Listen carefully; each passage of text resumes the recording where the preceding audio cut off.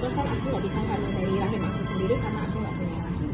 Kartika 27 tahun, hidup tanpa rahim, kini aktif bagikan terkait konten penyakit MRKH di TikTok.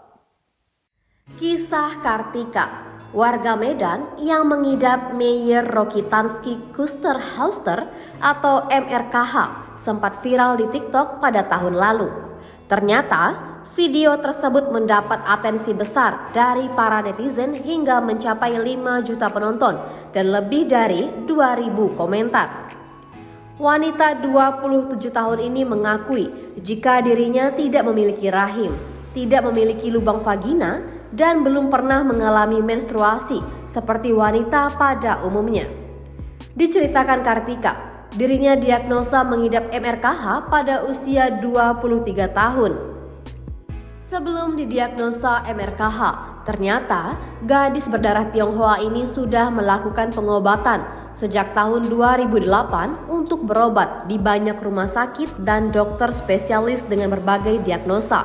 Menerima diagnosa yang tidak pasti, Kartika akhirnya berangkat ke Malaysia untuk melakukan pengecekan dan terbukti dirinya ternyata didiagnosa menderita MRKH dan diminta untuk operasi jalur vagina.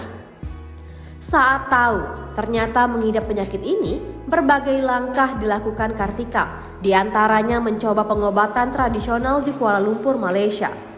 Kartika menceritakan bahwa dirinya dioperasi dengan pembelahan perut tanpa ada pembiusan yang membuat dirinya harus dalam keadaan sadar.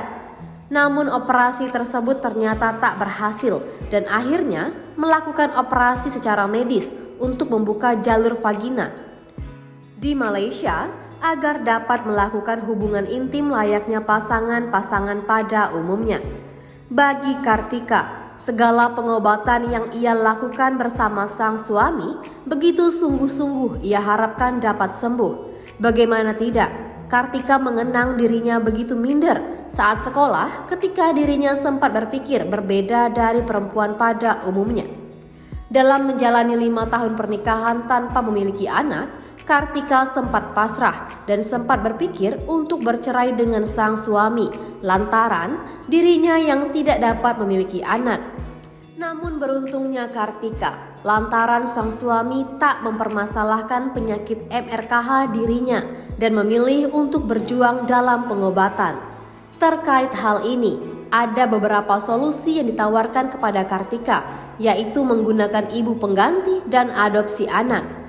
Namun lantaran ibu pengganti belum legal di Indonesia, Kartika dan suami sempat berniat untuk ikut program ibu pengganti di luar negeri, diantaranya Ukraina. Namun lantaran adanya pandemi COVID-19 dan kondisi keuangan belum stabil, pasangan ini memilih untuk mengurungkan niat menggunakan program ibu pengganti dan kini berniat untuk mengadopsi anak.